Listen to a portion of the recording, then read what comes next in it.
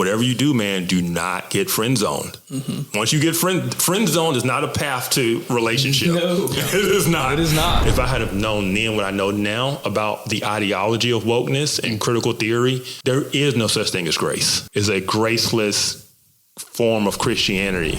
Truth is not relative to your experience. Yes. In that ideology, their truth is their experience, or maybe even their history that really they didn't experience. Yeah, and truth is objective and not subjective to experience.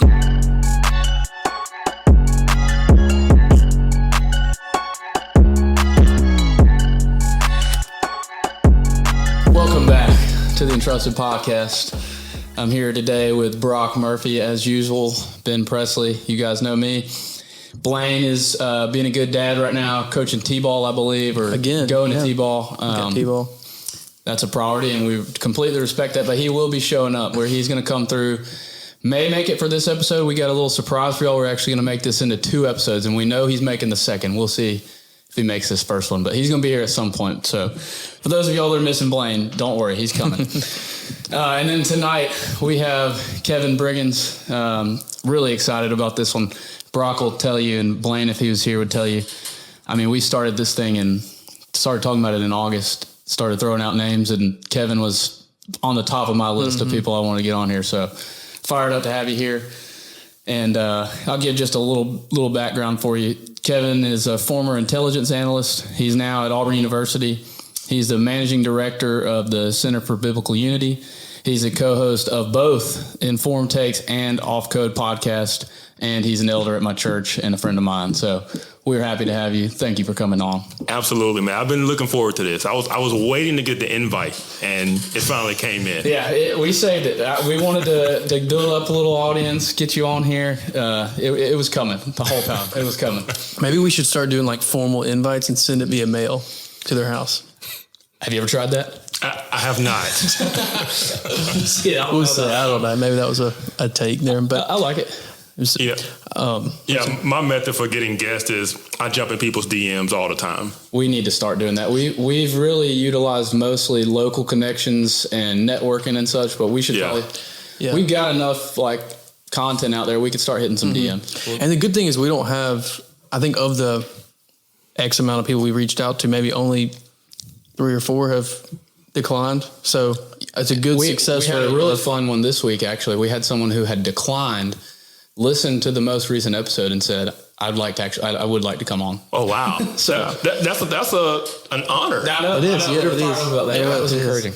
All right. It is. And there is one that we'll talk about, but he may be more interested now. And he listened to a podcast. Oh, you know what I'm talking about? Yeah, yes. All right, I won't mention his name, so we won't talk. Yeah. But Brock, take us away. Blaine. Yeah. So typically Blaine is here and he asks this question. It's this famous question when we started, but, we always start with the first question is, if you could take us back and start at your first birth and then go into when Jesus saved you in your second birth, and then we'll kind of just flow the story from there, however you want to take it. So. Yeah.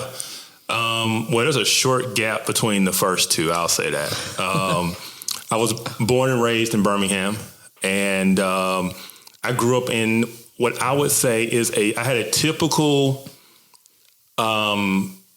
Southern Black upbringing. And what I mean by that is in the South, we're known for very large families. My grandparents had 8 kids. And so I grew up with cousins who were like brothers and sisters. And every Sunday was at Big Mama house. And, we all went to the same church. And it was just a good time. Inner city, poor, but don't know you're poor. Yep. That's just life. It was just life. It was just normal. But that's how I grew up in the 80s and 90s. And it was a great time. And I hate that, this generation gets to miss out on the things that we got to do because we didn't have screens and stuff. And we were outside and riding our bikes and the typical. I heard the 90s were the greatest. They were. They were. It's amazing. Even in our childhood, we're kind of in that Hinge generation, I guess, where when I was younger, I had like a leapfrog, leap pad, whatever it was. And I didn't get a cell phone until high school. So we were kind of in that hinge generation. I miss the early part of my childhood. I wish more kids had that. But I mean, because the iPhone technically didn't come out till we were in like 7th grade. So my first phone was a flip phone. Oh, wow. So I feel like, we were right there on the on the edge. Yeah. And I'm the same way to a degree. So I'm the oldest millennial. Okay. And so I'm what it's called a Zennial generation. You kind of Gen X and millennial. And so you grew up in the old world before technology, what I was just explaining, but yet you were young enough when technology came around to be very fluent with it. Right. I took typing in high school, right? I was on computers. I grew up with video games. Yeah. Online gaming came in and I was in, and so you kind of had these two worlds that you grew up in. And so that was my experience growing up in Birmingham. Like I say, grew up heavily in the church. And this is what I'll say, too, about growing up in the inner city. A lot of people don't realize this. But in the inner city, people have a typical kind of a standard stereotype for what they think the inner city is. Well, back in the 80s and 90s, the inner city was really different than it is today. Because you had a mix of kind of two different cultures. You had the we go to church culture, and then you had the street gang culture, which most people think of when they think of the inner city. Right. But these two cultures lived intermingled together, in the same neighborhoods. So like in my neighborhood I grew up in, I might have neighbors and friends who are involved in gang violence. And I also have neighbors who are Sunday school teachers and like a teacher in my school. Like it was just this mix. And are they overlapping a lot? A lot of overlap. Okay. There's a lot of overlap. And what happened over time is, families like mine, eventually you do better economically and you move. You get out because you want something better for yourself and your kids. And so you end up moving to the suburbs and things like that. And so, that time when people think the inner city, they think of kind of one thing, and that definitely existed. I definitely grew up with gunshots and gang violence, but it was such a it was a mixed culture. I would say that. So I actually spend some time in Birmingham a lot, and do you see that downtown ever? I guess not really downtown, because downtown is nice again. Downtown is nice again. They've done a good job with Avondale. Yeah. I guess on the other side of 65, do you think it'll ever get back to maybe a glory days? I mean, because you think about Inslee used to be a bumping city. Man, some of those houses over there are huge, they're historic. You're like, man, just move in and fix them up. Yeah. Nobody dropping these suburbs and cities because that's his new city. Oh yeah, I am moving, but I enjoy Birmingham. But I just wonder because I just think, it is sad to see. Yeah, and it's possible. So like Norwood, over near what Uptown and Topgolf is, that area over the last couple of years has made a comeback. Beautiful houses right there. Yeah. Beautiful houses. And the revitalization was moving itself west towards Bush Hills and all of that. And what happened was the interest rates started to go up, and it killed all the housing market and the flips and things that was going on. And I know personally because I have a flip that's still on the market right now. Got a real estate investor. But no, I don't think it would take a mass movement of people moving from the suburbs back to the inner city, which can happen. Basically, what's going to happen, you have to gentrify the community. And, and gentrification, people think of a racial thing of like whites moving into inner city neighborhoods, but if all middle and upper class black people move back, it'll do the same. It has the same effect. Yeah. It's an economic thing, right? And so that's what it would take to really like change those communities back to what they used to be. I don't see it happening. People just aren't interested in making that move back towards those communities. So interesting. Yeah. All right. So take us back to you. Yeah. And so, and I can say it's going to be real short. And so I can say I grew up in the church. I grew up in a Christian household. I grew up in a strong Christian family. My grandmother was the matriarch of the family. And she was a strong Christian. She was the mother of the church. She led the women's Sunday school and the women's ministry. And I remember being a little kid, sitting at her feet, and she's, reading the Bible to us and stuff like that. And then my mom also. I mean, my whole family, but my mom was a very strong Christian. We were in church a lot. And so Is it Baptist church? Absolutely. Absolutely. For you to just clarify. Yes, Baptist. Absolutely. And so I got one night at revival, because we were at revival, and I told my mom, I said, hey, I want to get baptized. I want to, because you got to walk up front. Oh, you got and to. I was always nervous about walking up front. And I remember just thinking, like, I don't want to be embarrassed of Jesus, and I was 9 years old. And so the next night at revival, they did the altar call, and I went up because I was already a Christian, but, just making that walk and being in front of people was not my thing. People think I like being in front of people and talking because I do it a lot now. I was like, that's never been me naturally. It's a build skill. It is. I do it now because I feel I have to. I need to. Right.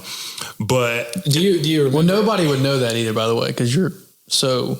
That's what he's saying. I know. I'm just saying, it's like you seem like great in front of. So I do it a lot now, and even in my he's got the reps, and even in my Intel career, it was a lot of briefing, a lot of briefing generals or higher ups, and you get used to it, speaking a certain way and just being professional and confident in what you're saying, and and being in large rooms too sometimes, and so.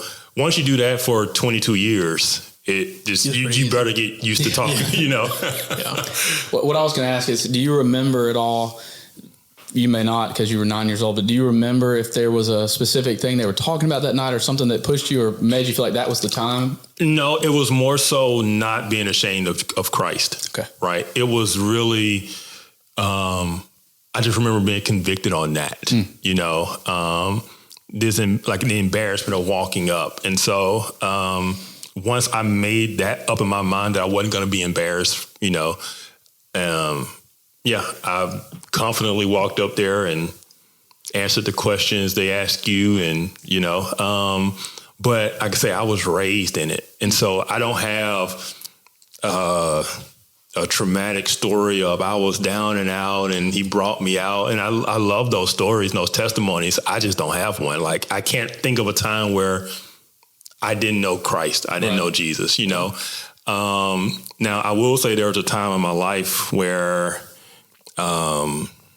you go through those, sanctification is it's not a straight road. No.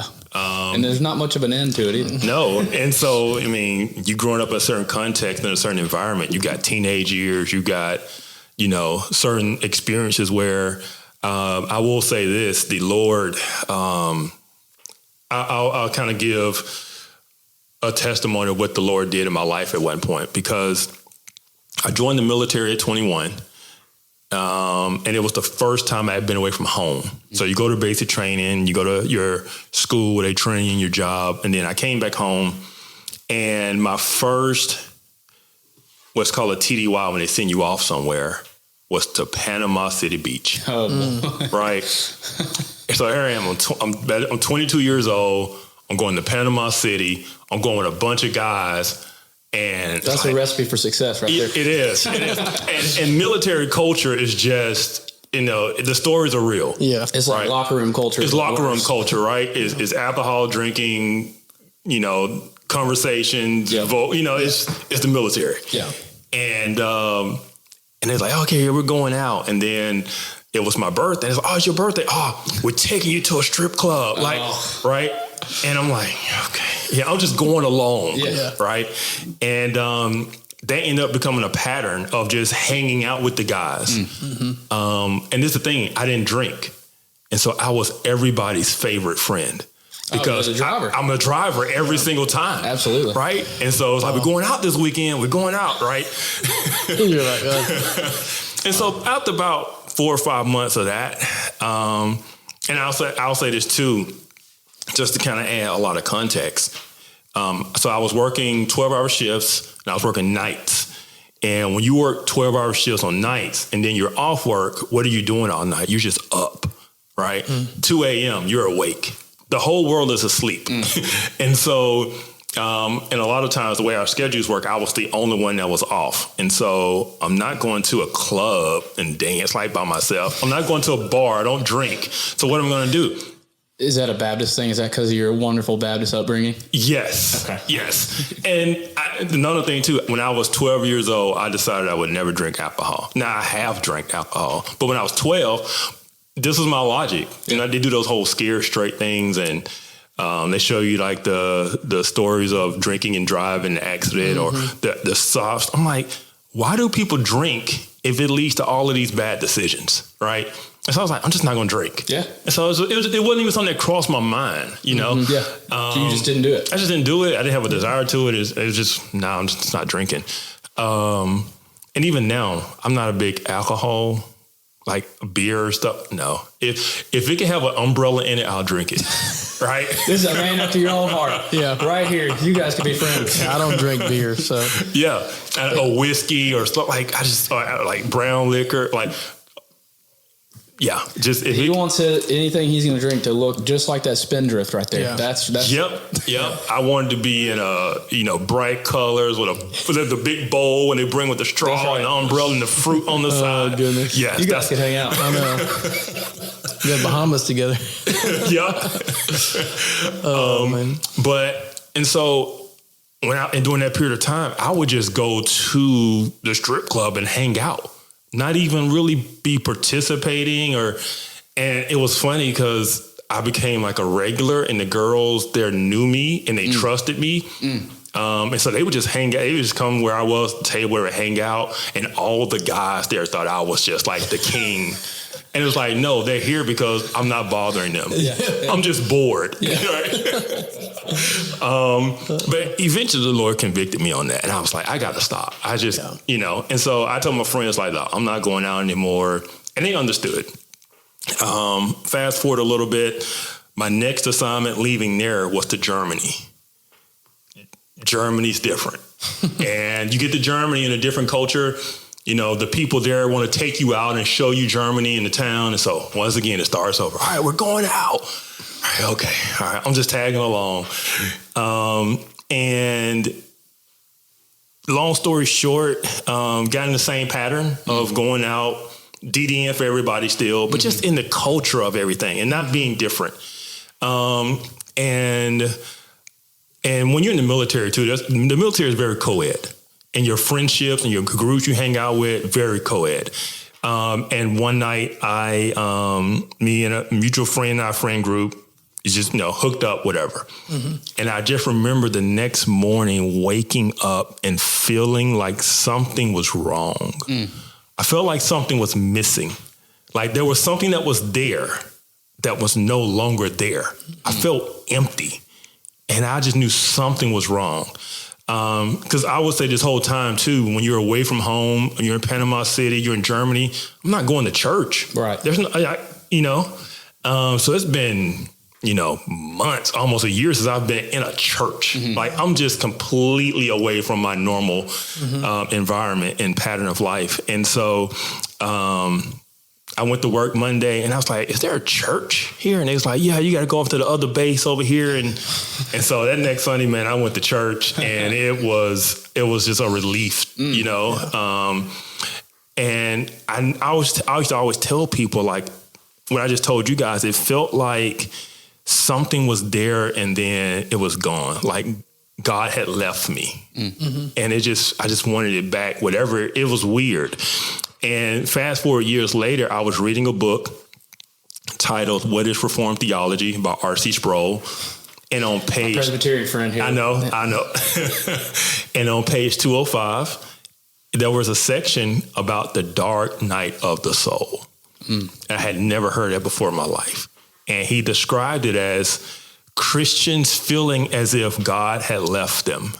And everything he described in that paragraph was everything I had been trying to explain to people what I had been through and felt like. And I was like, you got to be kidding me. I'm thinking I'm the only one. Yes. I'm like, this is a thing. Yeah. Right. I'm not crazy. No, I'm not crazy. And so this was 2000. By this time it's 2006. I was 25. And you're overseas still at this point? At this time I'm back in Panama City. Okay. Went back to Panama City. Couldn't get enough of it. Before you keep going. Yeah.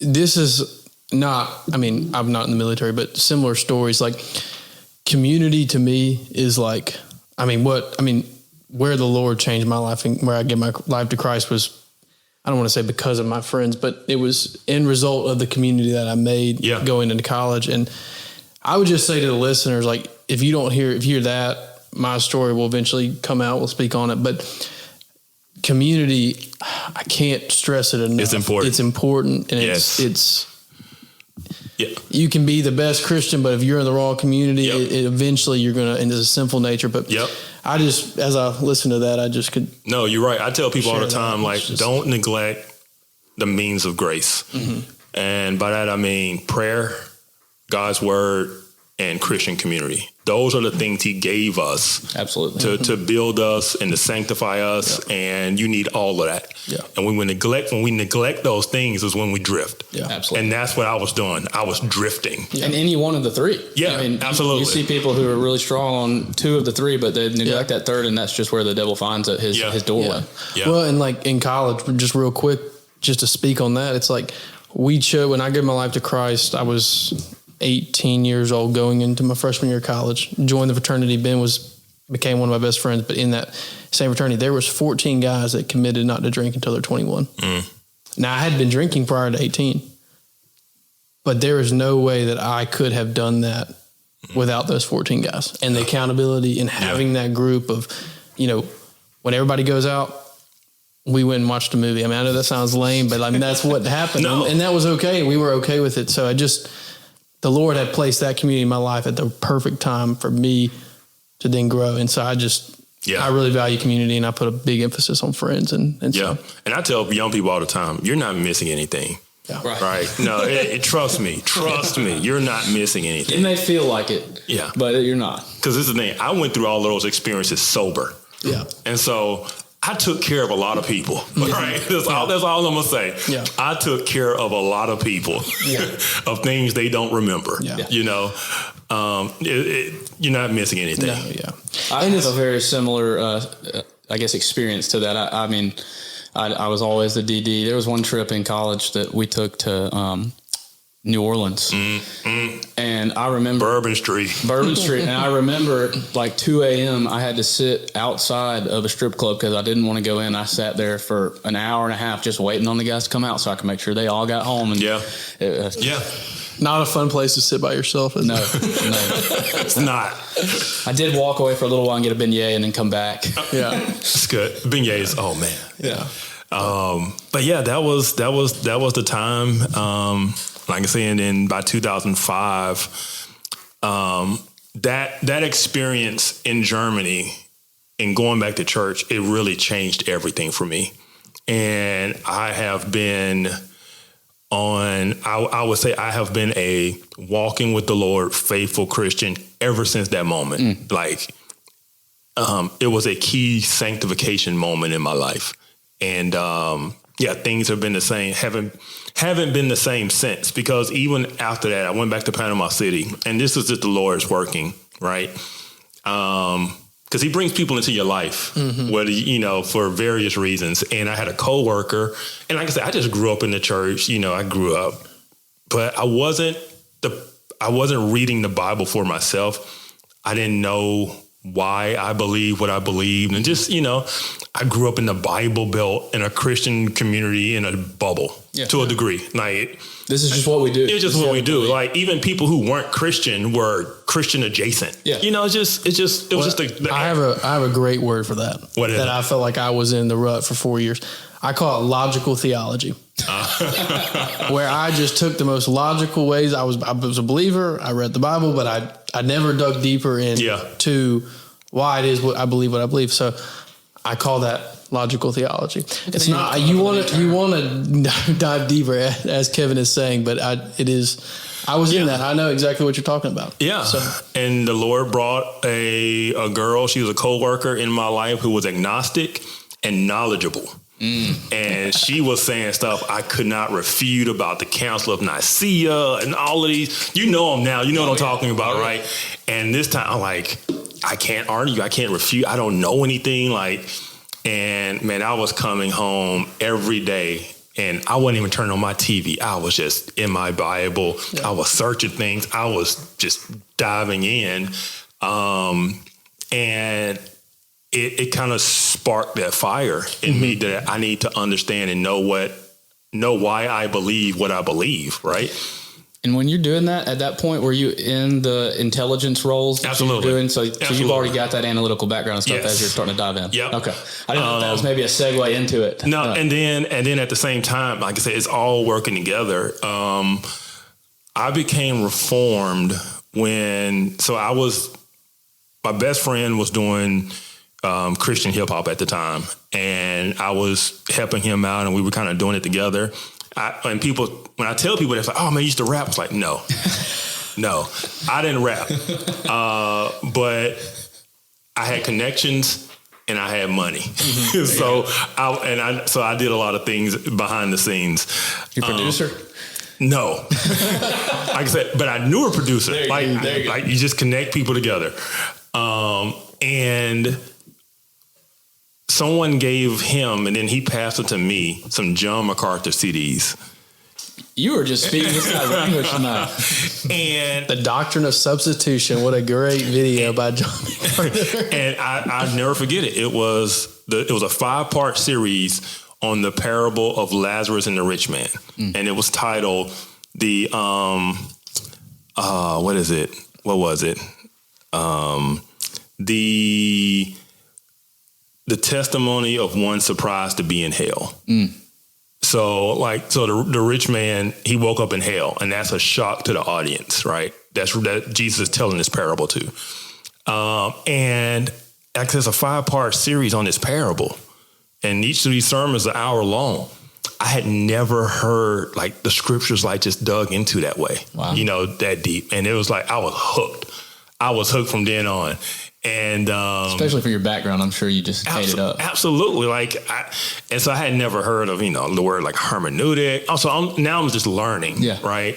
Original intended meaning, and so you start to listen different. You start to read the Bible differently. You start to study. I'm going to the Christian bookstore. I need some commentaries. I need a concordance. I need a Bible dictionary. We're going to dive in. This is pre-AI too. Absolutely, absolutely.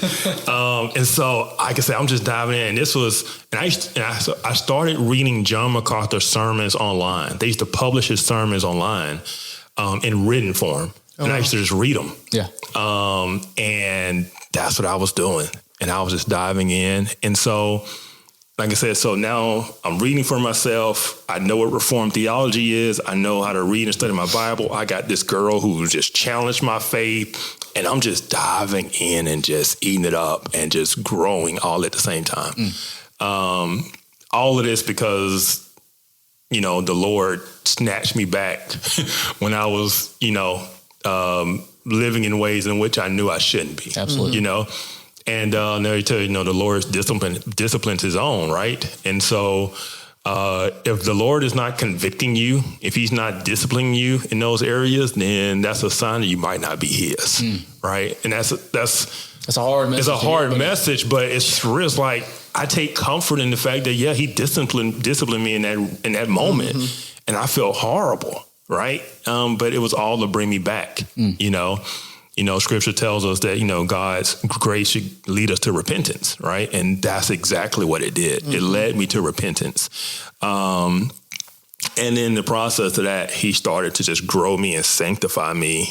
And so this was 2005, 2006. And my life has just been different ever since. Got married in 2007. Yeah, it's just everything just changed. She wasn't the girl that you were. No. I was just making sure we weren't about to get that. No. So I'll jump to my wife because me and my best friend, like I said, he's doing Christian hip hop and stuff. He and I. Did he become? Was he well known? Is this Corey? No. I'm just kidding. No, he didn't get that big. So locally in Birmingham, absolutely. Okay. So on Sunday mornings, the local hip hop station 95.7 Jams used to do 95.7 gospel jams on Sunday morning. Okay. And they had a top 10 countdown they used to do. And he had a song that was number one in that countdown for a long time. There we go. Okay. Yeah. Awesome. We did a lot of shows locally. With the first album, the second album, that all went away because we ended up saying some things we felt we needed to say. That kind of got us kicked out of the circles. And it was all centered around the Word of Faith movement and the prosperity gospel. And that stuff is really big in Birmingham. And we spoke out about it, and they didn't like that. And so, but it was, like I say, locally was big. And then sometimes we would go places like, the way we got the John MacArthur CDs, he was in Atlanta at a Christian hip hop kind of summit, and somebody recognized him, right? And John MacArthur getting recognized at a Christian hip hop summit. That's pretty solid. No, not John MacArthur. My best friend. Oh, I thought you said no. John MacArthur would have absolutely, absolutely. I hear you now. But no, and so he got recognized because his album cover had his face on it. So this person had his album, saw him, and recognized him. And so he's in Atlanta, and then that person is who gave him the John MacArthur CDs. Okay. And then it just trickled down from there. But he's a pastor in Louisville now. He graduated from Master Seminary. That's how big of an effect it had. Wow. And also he and I married sisters. So you get to see him a lot now. Yeah, actually, we're getting ready to go on vacation together to Orlando, coming up here soon. And so, is he on Spotify or something? Like, could we find this? His old, absolutely. Okay, yeah, we're gonna have to get that after. We'll put it in. We'll put a link in there. Yeah. Matter of fact, believe it or not, I still have some hard CDs at my house. Do you even have a CD player? I do not. That's the problem you run into.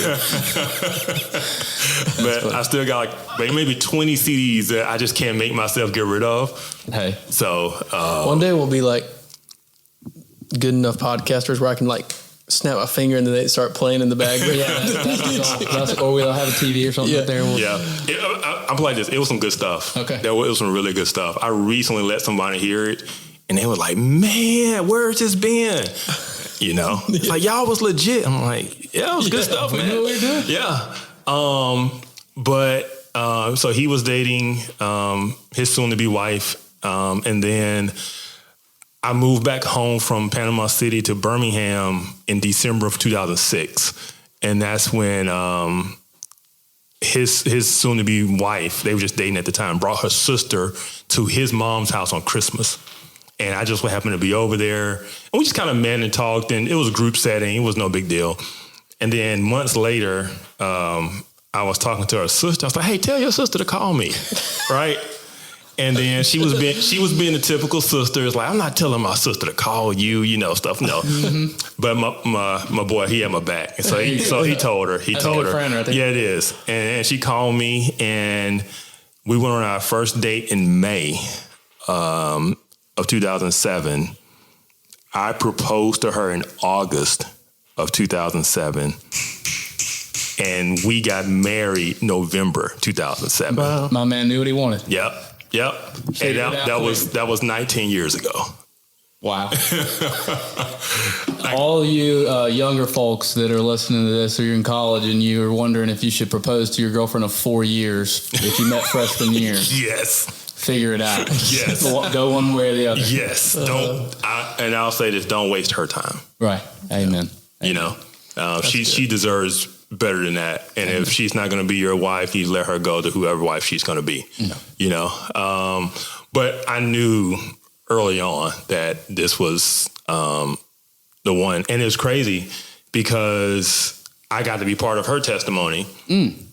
So, like I say, man, I'm deep, I'm diving in, I'm reading, I'm on fire. And so our second date, I ended up sharing the gospel with her not because I thought she needed to share the gospel, just because I was just talking. That's just what you had in I was mind. just, yeah. And, I was, Doctors of Grace, and, I was just breaking it down to her, and she had never heard that before, and I realized, like, she had a very strong work-based faith, like trying to please God. She was raised in the church, but she realized that she really did not understand Christianity, the faith, or Jesus, or anything. Like, it was all brand new to her. And, so she became a Christian by me witnessing to her without knowing I was witnessing to her. I was just, on a date, and later on in our marriage, after we got married and moved, because the military just sent me around. So I said we started dating in May and we got engaged in August. Well, before we got engaged in July, the military sent me back to Florida. Yeah. And so when we got married in November, she moved down to Florida where I was, and we were there for 2 years. Wow. And then we moved back to Birmingham in 2009 and joined a small church. And on joining the church, she got baptized. And so, I got to be part of my wife's testimony without even knowing. Since we're giving out dating advice, would you advise people to go out and witness on dates? Absolutely. It worked for me. There you go. That's so funny. I mean, I would talk about the scriptures. Yeah. Talk about, you got to talk about the things that are important, because something that was interesting in college, people did not like when you brought your girlfriend with you to church. That was a thing at Auburn, at least. Yeah. Really? Yeah, it was. I mean, which I I think it's just that your walk is separate, should be separate from hers. And if you're not married, then but anyway, it was interesting. Just one of those weird threads that got. That was a thread that got. One mentor at some point told someone not to do it, and then, it makes its way around. Yeah. I'm going to give the opposite advice to that. Go to church together. There you go. Because I don't believe in dating per se. The old school word is courting, right? And I tell people, if you're not ready to get married, then don't date, because it's a waste of time. What are you doing? Right. You're just putting yourself in a situation to where you're going to mess up, right? Sexual sin, or you're getting emotionally attached to someone you're not going to be with. 100%. What are you doing? And I think that's really where probably that advice came in, is because it's a little bit, it's based on a different approach to dating. And when you are dating someone for 3 years and you're struggling with those emotional boundaries and stuff, and then you start going to church together, and then you're basically playing marriage. Yeah. So I think it came in from more of that angle of like, hey, let's not be playing marriage here. But if you're coming at it from a different angle of dating, then it's okay to go to church. Just, I think that's where it comes from. Yeah. And so I don't use the word courting, because then I just sound like an old guy to the college students, right? I just say intentional dating with purpose and intentions. And if the goal and purpose is not marriage, then don't do it. Because that's what the purpose, like modern dating is so counter to that's not the way the world has ever worked until recently. Go out and date this person and date that person, and don't get married. You're too young. Go find yourself. And now you're 30. You've got a track record. We'll just call it a track record, right? Yeah, that's not the way this was designed to be. What would you say to people that are maybe scared to get married, whether they're Christian or not? What's the alternative? That's really my question to people. What is the alternative? It was recently an actress. She recently said, someone asked her, what's her advice to young people that want to get married? And she said, don't. And I'm like, well, then what's the alternative? It's either a life of aloneness and singleness, or it's a life of jumping from partner to partner, right? Which it's empty. Sounds fun. Yeah. Or if you have kids, you're going to end up broken homes. Like, it's just, that's not the way anything was designed to be. And I was just asked the person, like, what are you afraid of? And it's just really having especially they're a Christian, you got to have a strong biblical foundation of what marriage is. And the advice I give young people this advice all the time because it was given to us when we were engaged. We had friends who were a stage of life ahead of us. They were 10 years older than us. They already had kids, and they were just great, friends and mentors of ours. And the advice they gave us, they was like, look, the butterflies come and go, right? But what makes a marriage work is being committed to the marriage, right? Some people just want to be committed to the person. And then if you're just committed to the person, what do you do when that person is getting on your nerves and makes you like, or lets you down? Yeah, exactly. Yeah, you start questioning, right? And so when you're committed to the marriage, everything else comes into alignment. Mm-hmm. And I remember telling my wife early on, like, look, this is all we have. It's going to be whatever we make it. Like, divorce is not on the table. Yeah. Mm-hmm. And I told her, I was like, look, this is just me being a guy. Like, look, if I say something and it can be taken one or two ways, and one way is good and one way is not, give me the benefit of the doubt. Yeah. Because I need it, but I was like, I'm not trying to start drama in my house. Yeah. Like, I'm not. Like, I want peace and relation. Like, it's us. We're a team. Absolutely. We're building, right? Absolutely. And she said, okay, okay.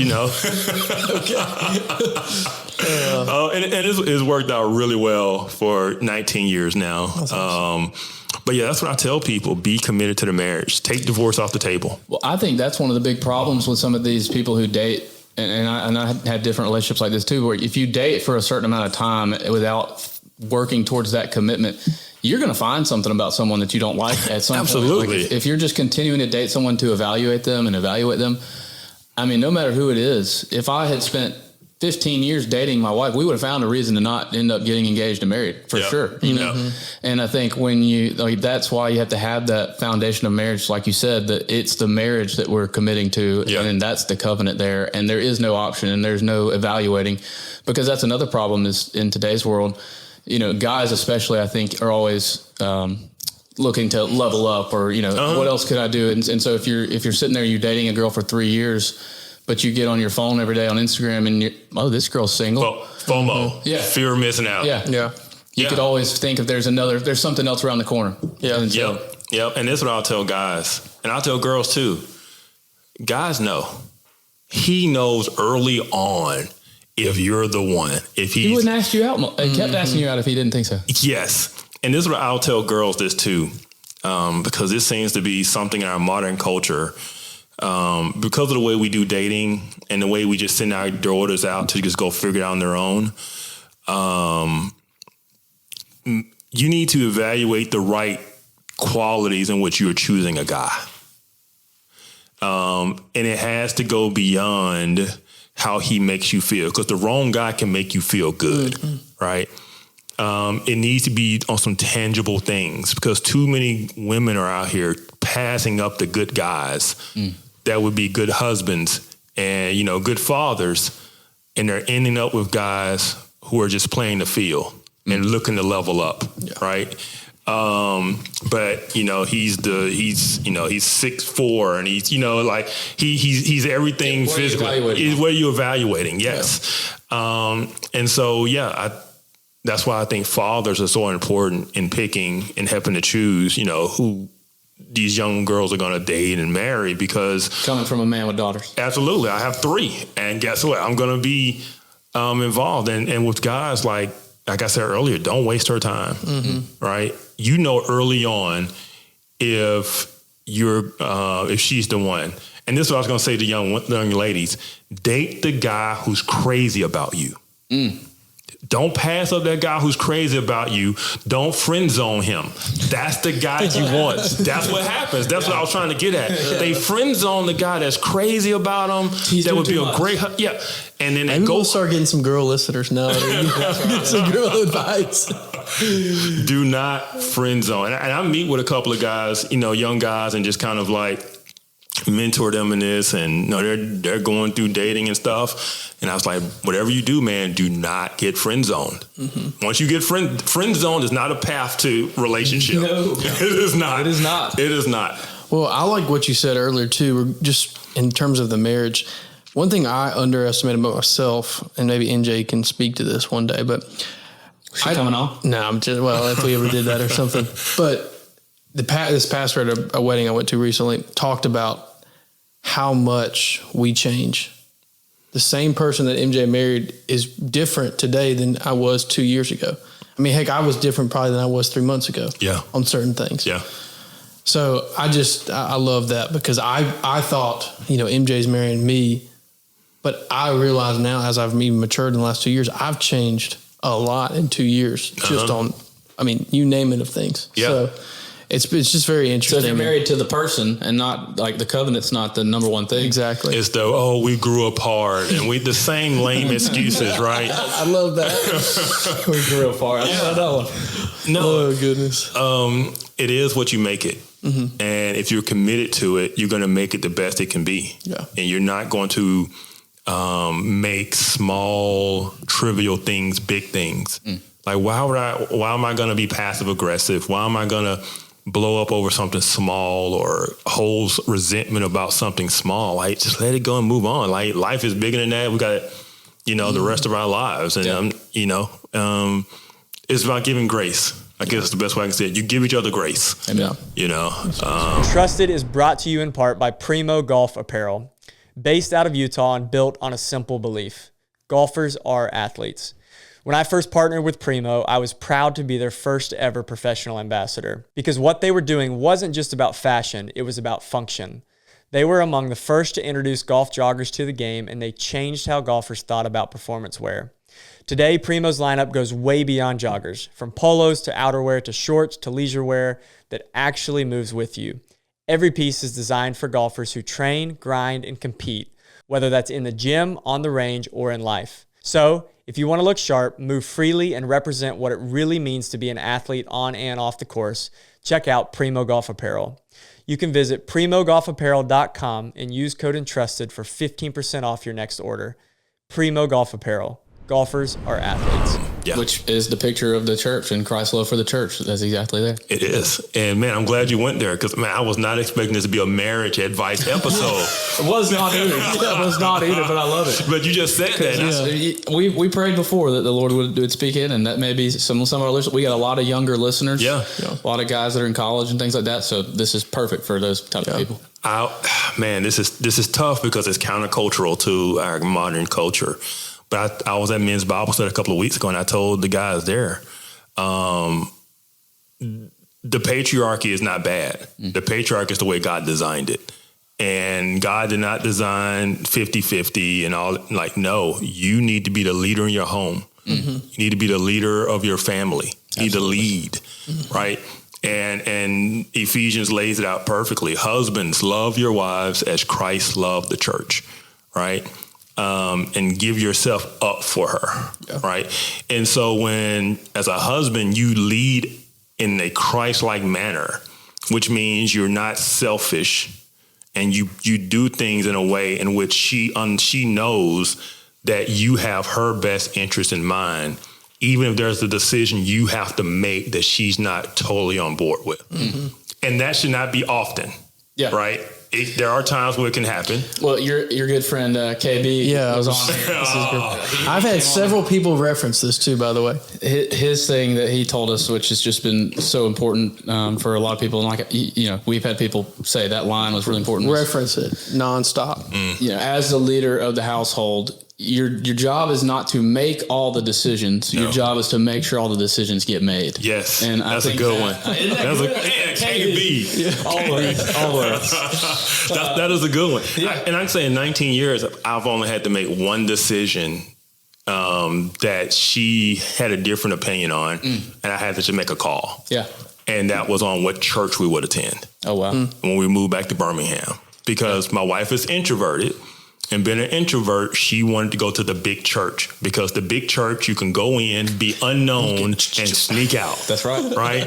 And the smaller church, people know you. Yep. And they talk to you. And they know when you're not there. They know when you're not there, right?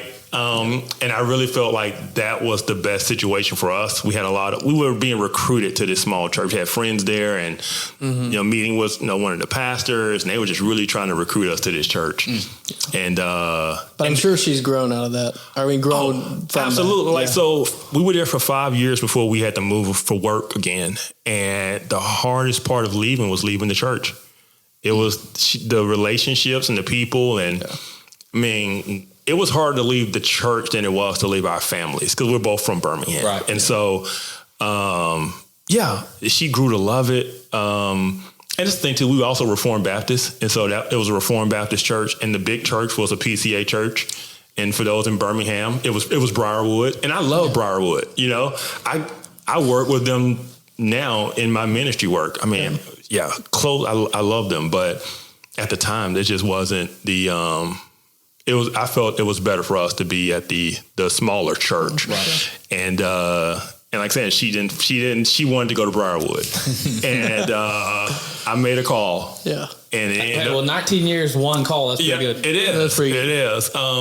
But in that husband love your wives as Christ loves the church, if you love your wife in that way and you make decisions in a manner that she feels cared for and thought of, then the second part of wives submit to your husbands become much easier. Yeah. Right? Absolutely. It is not an authoritarian type deal. But you still have to lead. Right. And as I said, it's not a 50-50. There's no company has two CEOs. No kingdom has two kings. If they do, they don't do very well. They don't do very well. Very well. And even in a household, all right, you have to be the head. Amen. And don't be afraid to do that just because our culture is so egalitarian, right? I'm like, that's just not the way God designed it to be. Yeah. We need more men to lead. That's one of the biggest issues in our society, in our culture, in our communities, is men not leading, and not leading in a Christ-like manner. Yeah. And then the ones there's the other extreme too, that it just becomes like, authoritarian. Do what I say. Exactly. I'm the leader of the house. Man. Yeah. Like, no, that's not how that works, buddy. Yeah. Yeah. That is poor leadership. Even if you're in the military, I'll tell you that's poor leadership. Absolutely. Do what I say because I say it. No. Yeah. No. You lead by example, and people want to follow you. Yeah. And so guys, lead by example. Amen. Awesome. In the interest of time, because I know we want to try to cut this into two, and I think I've heard children running around, which means they have Blaine's home. So what I'd like for you to do, and you think about what we need to do to get to this. Okay. And I don't want to miss anything important in your story. But I think just as we set the stage for, our message here is, what are you entrusted with? What has the Lord given you to steward? I think you've got a very clear story of something from a few years ago that's now led into a lot of the work you're doing. Yes. And so, especially as we head into the second episode, that's going to be a lot of what you're working on and what you're writing about daily. I think you know where I'm headed. If you could just take us wherever we need to get to hear the story of your former church and all that, and as we wrap up this first episode. Yeah. No, it's good. And it's a good segue, because I just mentioned that we were there for 5 years in Birmingham before we had to leave for work. Well, work took us to Augusta, Georgia. And in Augusta, Georgia, we became part of a great church there. And then they asked me to serve as an elder. And as I served as an elder, this was 2016, 2017 timeframe is when I first came on. But if you remember, and you guys might not because you're younger, but 2016 was that was, the Trump election, the first one. It was Colin Kaepernick kneeling in the NFL. I don't remember the election as much because I wasn't voting. Yeah. Well, actually, I think I did. That might have been my first time to vote, but the Colin Kaepernick, I like sports, so I remember that. I do remember that. And that was a big deal. And it came on the verge of two high-profile shootings of police officers with black men. And the nation was just very volatile at the time. And I had friends in our church. And so to kind of lay the background for the story in the church, I have to say that, so it was a Southern Baptist church, predominantly white, Reformed, contemporary. That's kind of the culture of the church. And in 2015, at the end of 2015, we moved into an urban context. So we were a church in a storefront, busting out the seams, and we needed space. And so what we did was we merged with the dying church downtown. This is a huge campus with like 20 people in this church, and the young couple was 65 years old. They were just dying out. And so we merged with them, and by merge, I mean we took over. And, there was no merge. The only part was we kept the name of the church. That was very important to them. Yeah. Okay. But everything else was our church structure, everything, Yeah.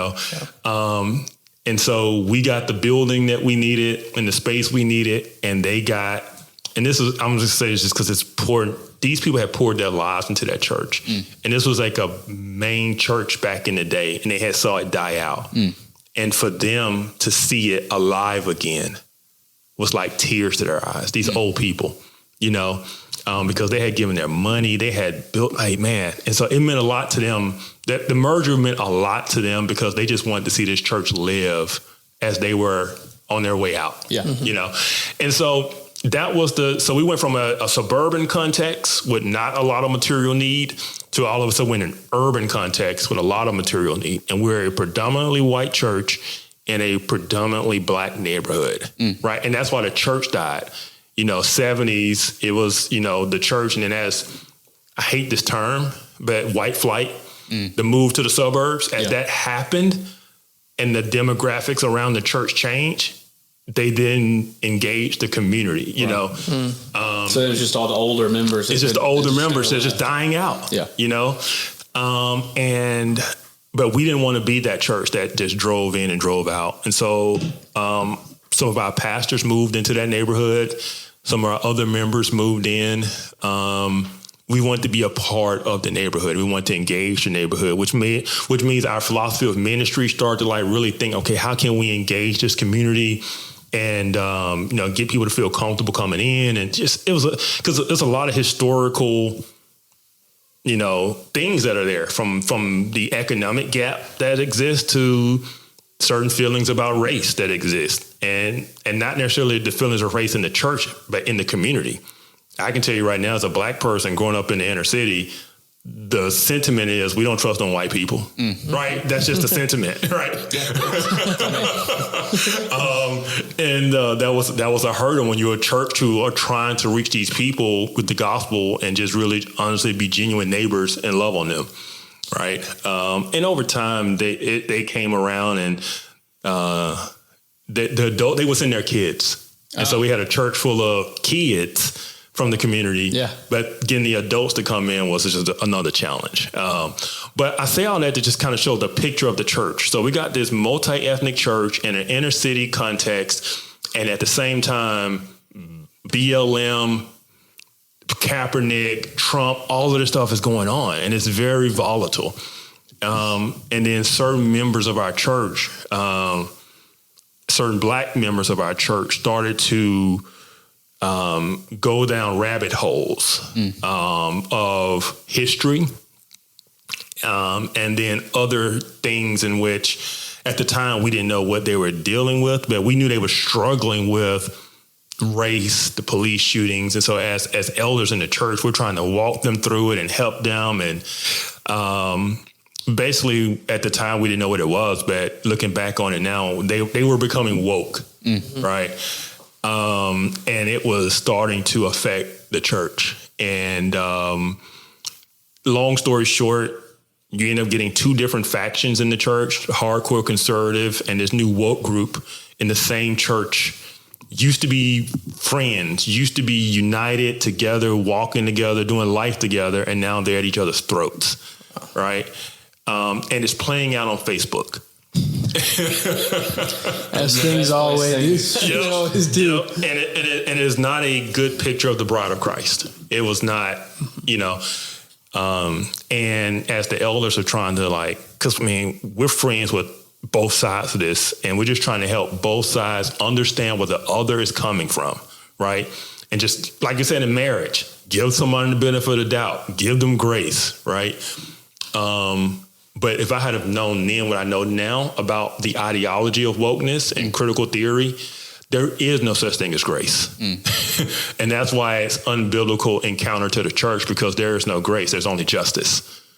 It's a graceless form of Christianity when they try to incorporate it into Christianity. And nothing matters other than justice and making it right to their terms. Yeah, right? to their terms. To their terms. And so, yeah, it just got really ugly, and that lasted a couple years. It was not like a 2-week thing, or it was several years before basically people just left the church. Those two factions, I would call them. And it was hard. It was a hard season because you're like, man, what is going on with my friends? Why are they losing their minds? Why are they go from joyful, happy to all of a sudden they're angry, they're bitter, they're saying they're oppressed. They're judging people based on the color of their skin, and it was just ugly and hard to see. And like you said, you couldn't argue with them. You couldn't argue with them.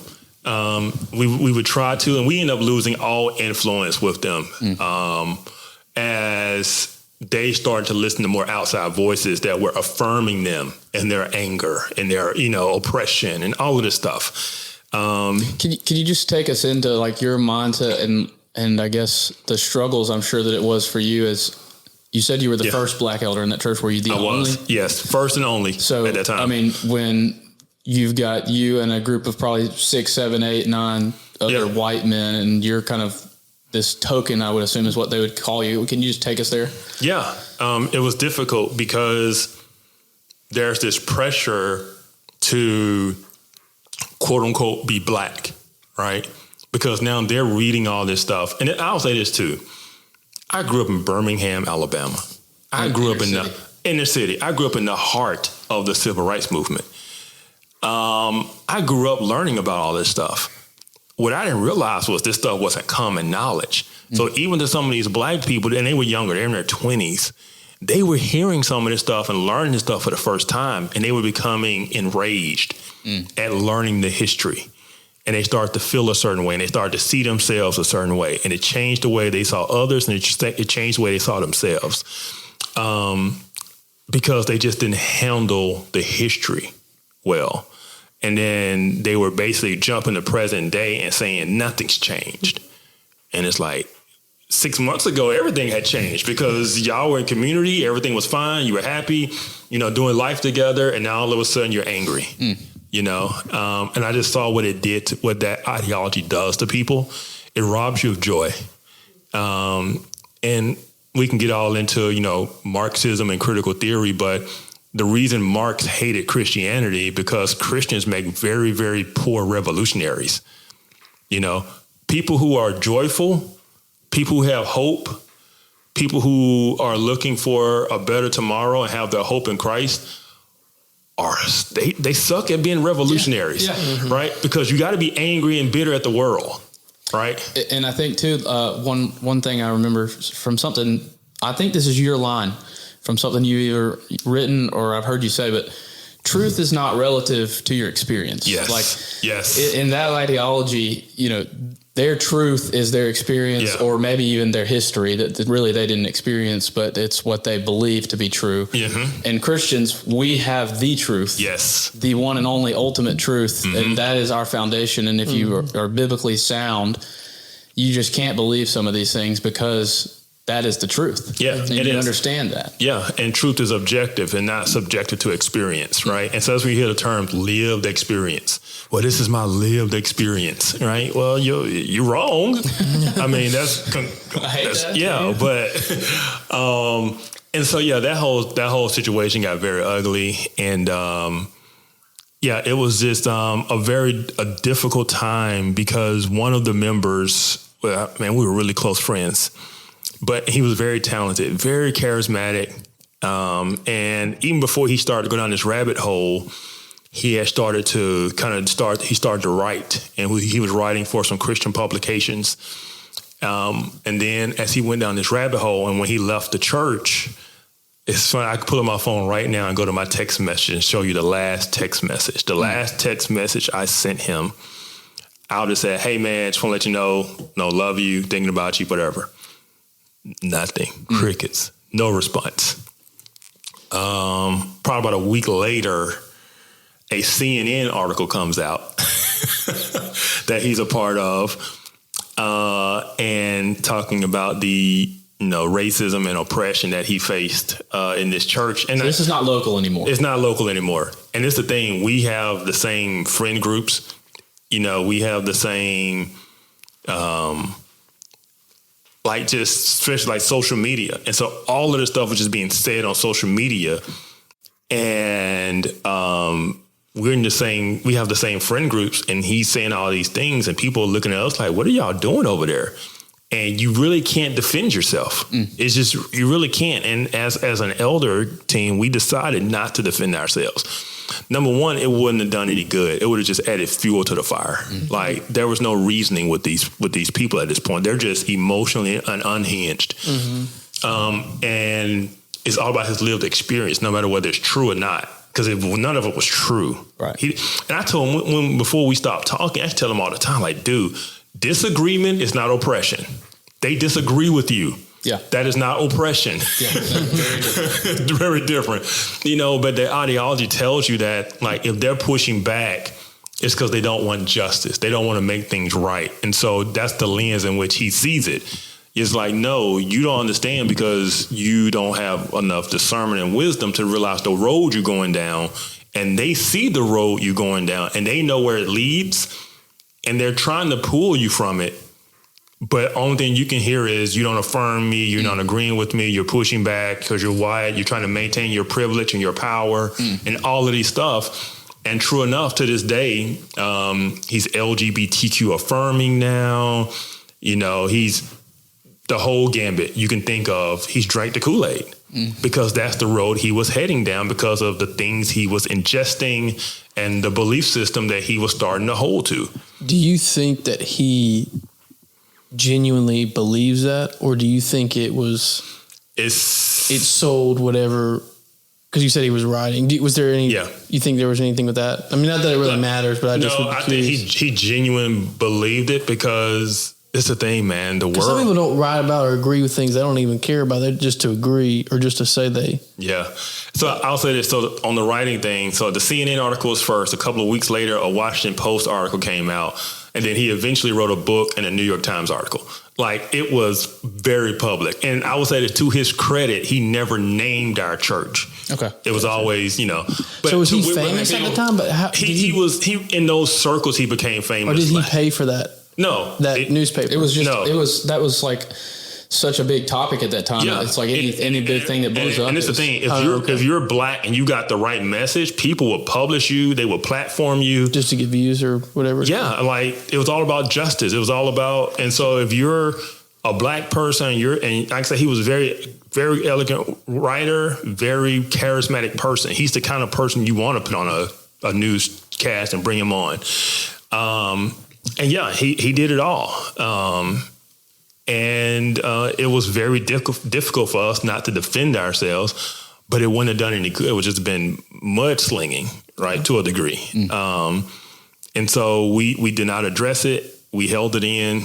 And that was the hardest time of my life, because the only outlet you have is with each other as a team of elders, because you're not going to talk to anyone else outside, and our wives. And it was hard for our wives too, because your wife is very defensive of you, and they hear the slander, and they want to jump in and say something, they can't, and they're angry, right? And so yeah, it was a very, very rough time, and I didn't realize how much it was weighing on me until we moved, and we moved here for work, which was something I had not planned. Had not planned to ever leave there. We were very committed to that community and that church. My role as an elder was local outreach, so I was very, very heavily involved in the community, school board. Like, I was entrenched, had no intentions of moving, but the Lord's providence, saw otherwise, and so work brought us to Auburn. Before you keep going in Auburn, I think I remember you telling me too, like, y'all just bought a new house or something. We were under contract. That's so right, remember right. I told you that we wanted to move into that neighborhood, and a lot of people did. Yeah. Well, when we made that merger, we had just bought our house out in the suburbs. You just can't turn around and resell a house just as soon as you bought it. And so we had to wait several years, build up enough equity so we can sell this house without being upside down. Right. And so that's what we did. We were under contract for a house, and that was down near the church. And our house was under contract that we were selling. And my buddy called me and he's like, hey, I got a position down here at Auburn. I want you to apply for it, blah, blah, blah. And I was like, man, this is a horrible timing. I was it's the worst time. Yeah, I was like, we're getting ready to close on the house. I was like, we got an inspection tomorrow, our final inspection on this house before our due diligence is over. We got to make a decision tomorrow. And then our house is under contract. Like, this is just not a time to be talking about moving. Yes. And so he's like, well, they'll just pray about it. And I was like, all right. That was that afternoon. That evening, my realtor calls me and is like, hey, man, I got bad news. I'm like, what? He's like, your buyer decided to pull out of your house, which means we had to pull out of the house that we had a contract on because our last day of due diligence was the next day. Right. And you can't get your earnest money back. Mm-hmm. And so all of a sudden, we have no house we're buying. Our house is not under contract. And now I can consider this move. It's like what Taylor Till, we just released his episode. You got to be careful what you say, I'll pray for. Yes, yes. And what's crazy too, and I'll say this and I out myself for those who don't know, because we live in Auburn. I grew up in Birmingham. I grew up a huge Alabama fan. Oh, all right. Yeah. This is over. Thanks for coming. So this thought process. Same. So this thought process of not just moving to Auburn, but working for Auburn had never crossed my mind. Right. And now all of a sudden, I'm contemplating and talking to my wife about it. And that was on a Monday. By Wednesday or Thursday, we were down here in Auburn, kind of being driven around, kind of being, kind of recruited, I guess you can say. It was like a recruiting visit. Yeah. And we went back and, prayed about it and talked about it and said, you know what? Yeah, let's go for it. Let's do it. And so that's what brought us here. So this was, first birth, second birth, third birth is realizing Auburn's better than Alabama. I just realized there are certain things I would do for money. There you go. Yeah, fair enough. And so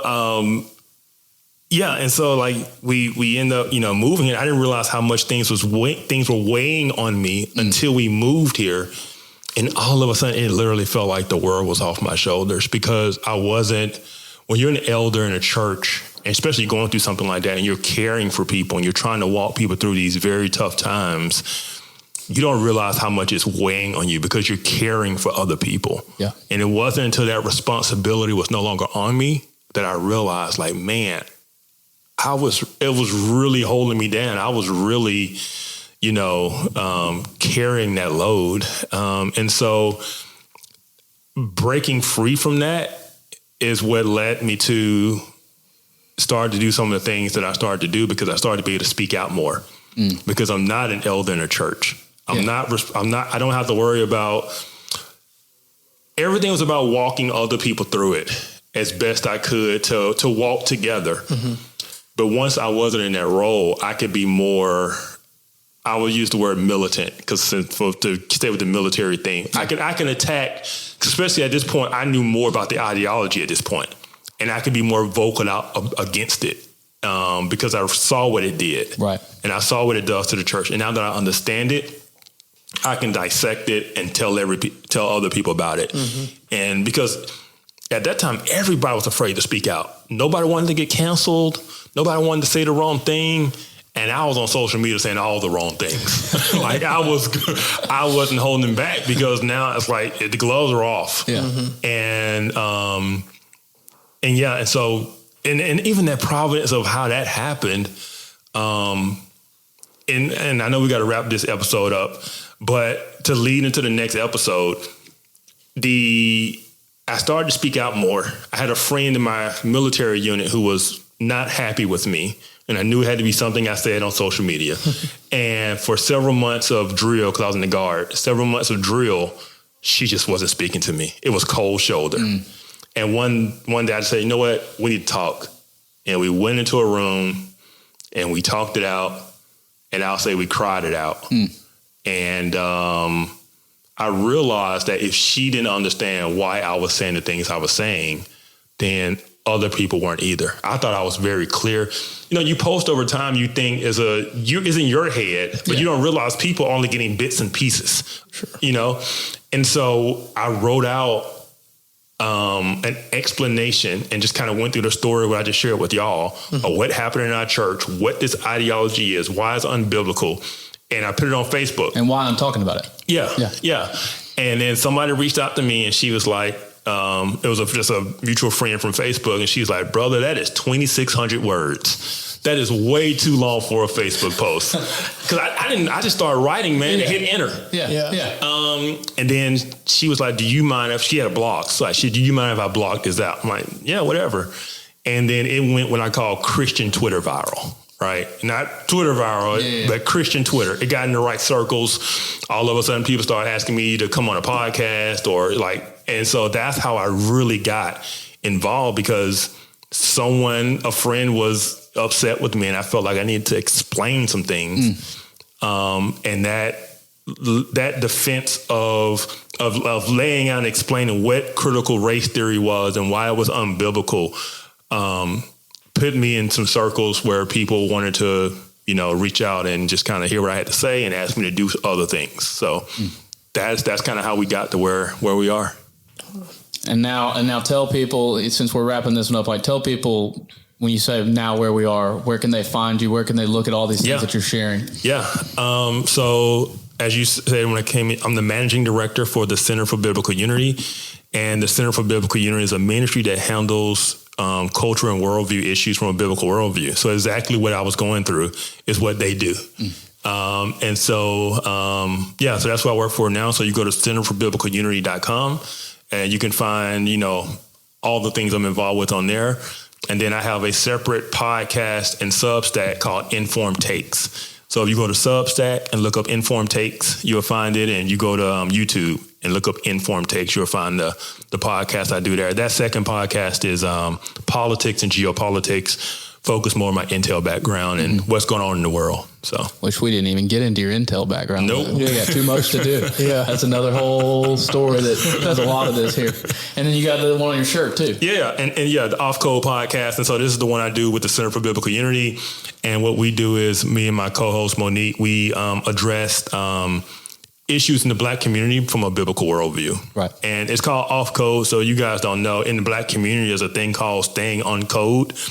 And basically what that means is you don't talk about family business in front of mixed company.